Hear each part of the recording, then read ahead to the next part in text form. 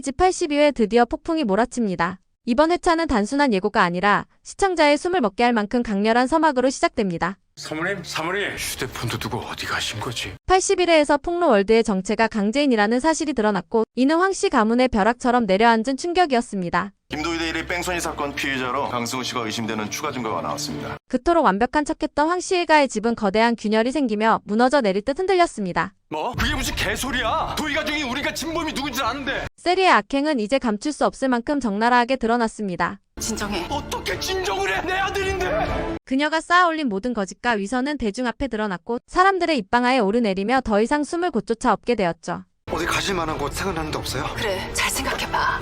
너 누구야? 그녀가 오랫동안 지켜온 완벽한 며느리 사랑받는 아내라는 가면은 산산조각이 났습니다. 세리의 얼굴 위로 쏟아지는 조롱과 경멸은 곧 황씨 가문의 몰락을 예고하는 신호탄과도 같았습니다. 하지만 이번 회차가 단순히 세리의 악행 폭로에 그치지 않는 이유는 이제부터 모든 인물들의 운명이 본격적으로 뒤흔들리기 시작하기 때문입니다. 억울한 죽음, 숨겨진 비밀, 배신과 복수, 그리고 뒤늦은 후회까지 모든 감정이 폭풍처럼 몰아치는 순간 시청자들은 드라마의 한가운데로 끌려 들어갑니다. 이제 남은 것은 단순한 갈등이 아니라 모든 이들의 삶을 송두리째 뒤집을 거대한 소용돌이. 여왕의 집 82회는 그 소용돌이의 시작을 알리는 무시무시한 북소리처럼 보는 이의 가슴을 두드리며 다가옵니다. 황씨 가문은 그 어느 때보다도 거대한 위기에 직면해 있습니다. 단순히 가족 간의 불화가 아닌 세상 전체가 지켜보는 무대 위에서 그들의 거짓과 음모가 적나라하게 폭로되고 있는 순간이죠. 그동안 은밀히 감춰왔던 비밀은 이제 더 이상 감춰질 수 없었고 지방 곳곳에서 마치 오래된 건물에 금이 가득 균열이 벌어지고 있었습니다. 폭로월드의 가면을 벗은 강재인의 당당한 고백은 그저 하나의 폭로로 끝나지 않았습니다. 그것은 억울하게 죽음을 맞이했던 김도희의 진실을 밝히고 수십 년 동안 억눌려왔던 분노와 복수를 드러내는 피 맺힌 선언이었습니다. 재인의 목소리는 흔들림이 없었고 그 울림은 황씨 가문을 송두리째 뒤흔들어버리는 전쟁 선포와도 같았습니다. 마치 폭풍 전야의 번개가 칠 듯한 긴장감이 공간을 가득 메웠습니다. 회의실 안은 숨소리조차 들릴 만큼 무겁게 가라앉았습니다. 모두의 시선이 재인에게 쏠렸고 그녀의 눈빛은 단 한치의 흔들림도 없이 단단히 고정되어 있었습니다. 김도윤은 곁에서 묵묵히 그녀를 지켜보았습니다. 그의 두 눈은 분노와 결의로 타올랐고 굳게 쥔 주먹은 곧 세상과 맞설 준비가 되어 있다는 신호처럼 보였습니다. 정윤이는 눈가가 젖었지만 그것은 무력한 슬픔의 눈물이 아니었습니다. 오히려 정의가 드디어 세상에 드러나는 순간을 직접 목도한 감격의 눈물이었죠. 그 눈물 속에는 억눌려온 세월의 한과 더불어 이제는 다시 시작할 수 있다는 희망이 담겨 있었습니다. 82회는 이 작은 파열음을 시작으로 점점 더 크게 확산되는 진실의 울림으로 문을 열게 됩니다.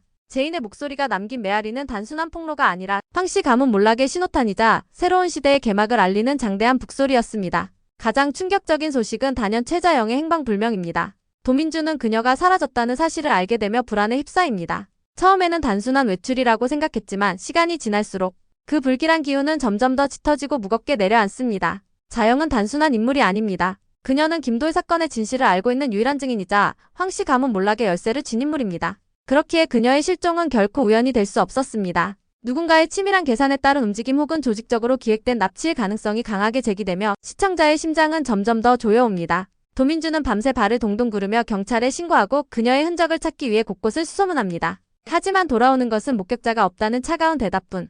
자영의 핸드폰은 이미 꺼져 있었고 마지막 통화 기록마저 불분명했습니다. 그가 떠올린 것은 단 한 가지. 최근 자영이 언급했던 내가 진실을 말해야 할지도 모른다는 불길한 말이었습니다. 그 말이 이제는 현실로 다가온 것일까요? 화면은 어두운 창고 한켠으로 전환됩니다. 희미한 불빛 속에서 묶여있는 듯한 자영의 실루엣이 어렴풋이 드러납니다. 바람이 스산하게 불고 그녀의 눈빛은 두려움과 결의가 교차합니다. 누군가의 발소리가 다가오는 순간 긴장감은 최고조로 치닫습니다. 누가 그녀를 납치했는가? 라는 질문은 회차 내내 그림자처럼 드리워지며 시청자들을 끝없는 추측과 의심 속으로 몰아넣습니다. 자영의 실종은 단순한 미스터리를 넘어 황씨 가문을 무너뜨릴 진실이 얼마 남지 않았다는 암시이자 또 다른 비극의 시작을 알리는 신호탄이 됩니다. 한편 강승우는 무거운 발걸음을 옮겨 경찰서에 자진 출두합니다. 김도희 뺑소니 사건의 범인으로 지목된 그는 억울함을 알면서도 모든 의혹을 정면으로 받아들이기 위해 경찰 앞에 서기로 결심한 것이죠. 카메라 셔터 소리가 쏟아지고 기자들의 플래시가 연신 터지며 현장은 순식간에 전쟁터 같은 긴장감으로 휩싸입니다. 헤드라인은 강승우 뺑소니 자백 이라는 자극적인 문구로 도배되며 마치 승우가 범인인 양 몰아가는 여론이 형성됩니다. 그러나 시청자들은 누구보다 진실을 잘 알고 있습니다. 승우는 결백합니다. 그는 누명을 벗고자 하는 마음보다도 혹여라도 이 사건이 더 커져 고무 강미란과 가족들에게 피해가 가지 않도록 자신이 방패막이가 되려는 심정으로 나선 것이었습니다. 경찰서 문 앞에서 잠시 멈춰 선 승우의 눈빛은 두려움이 아니라 결연함으로 빛났습니다. 그 눈빛 속에는 억울함을 삼키고서라도 사랑하는 가족을 지키겠다는 희생정신이 담겨 있었죠.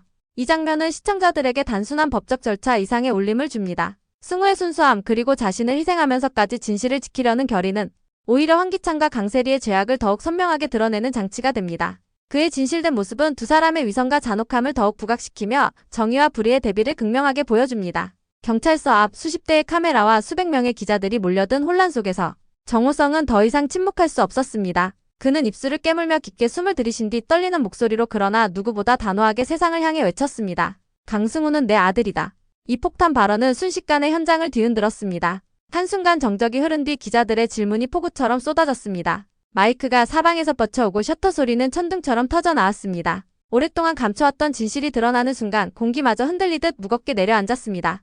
오성의 목소리는 떨렸지만 단호했고 그의 눈빛에는 아버지로서 더 이상 숨기지 않겠다는 결의가 담겨 있었습니다. 승우는 그 자리에서 굳어버린 듯 서 있었습니다. 충격과 혼란이 교차하는 눈빛으로 아버지를 바라보며 그 안에는 배신감, 안도감, 분노 그리고 설명할 수 없는 따뜻함이 동시에 자리했습니다. 수많은 감정이 뒤섞여 한꺼번에 터져 나오려 했지만 그는 끝내 아무 말도 하지 못한 채 눈가에 고인 눈물만이 진실을 대신했습니다. 숨겨진 부자관계가 드러나며 YL그룹과 황씨 가문은 또다시 대혼란에 빠졌습니다. 임원들은 충격에 휩싸였고 언론은 연일 재벌가의 숨겨진 아들이라는 자극적인 헤드라인을 쏟아냈습니다.